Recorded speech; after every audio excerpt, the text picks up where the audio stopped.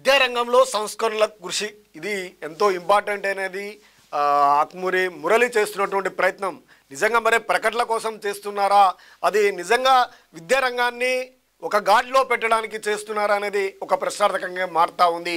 రాష్ట్ర ప్రభుత్వము కేటాయిస్తున్నటువంటి నిధులు చూస్తే పూర్తిగా దాన్ని ఇంకా నిర్వీర్యం చేయాలనే పరిస్థితి అయితే కనిపిస్తుంది.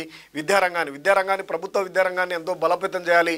ఇప్పుడు ప్రైవేటు శక్తుల చేతిలో ఉన్నటువంటి బందీగా ఉన్నటువంటి ఈ విద్యా వ్యవస్థను పూర్తిగా విడిపించాల్సినటువంటి అవసరం ఉంది.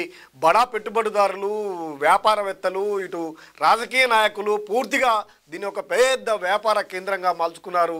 పెద్ద వ్యాపార కేంద్రం ఉందంటే ఇప్పుడు వైద్యమే. వైద్యం కంటే కూడా విద్యనే ఎంతో పెద్ద వ్యాపార కేంద్రంగా విరసిల్లుతున్నటువంటి ప్రస్తుత పరిస్థితుల్లో ఈ విద్యా వ్యవస్థను మొత్తం ప్రభుత్వం జాతీయం చేసి ప్రభుత్వ యొక్క విద్యా వ్యవస్థను బలోపేతం చేయాల్సినటువంటి అవసరం ఉంది. మరి విద్యారంగంలో సంస్కరణల కోసం కృషి చేస్తానంటున్నాడు ఆకుమూరి మురళి.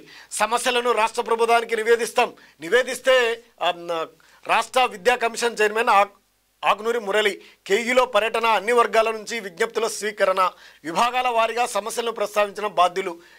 సెనెట్ హాల్లో ఉత్సవంగా సాగినటువంటి ప్రజావాణి. వాస్తవంగా ఈ చర్చన చేస్తున్నందుకు అభినందించాల్సిందే.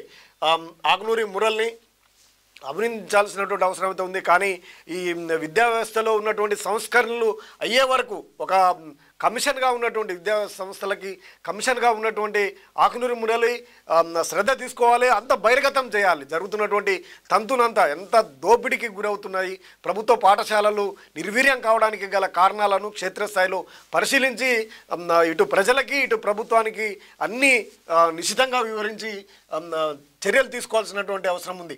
రాష్ట్ర వ్యాప్తంగా విద్యారంగంలో సంస్కరణలు, మార్పులు కృషి చేస్తామని రాష్ట్ర విద్యాశాఖ కమిషనర్ చైర్మన్ ఆకుమూరి మురళి స్పష్టం చేశారు. గురువారం కేయూ సెనెట్ హాల్లో రాష్ట్ర విద్యా కమిషన్ సభ్యులు ప్రొఫెసర్ పిఎం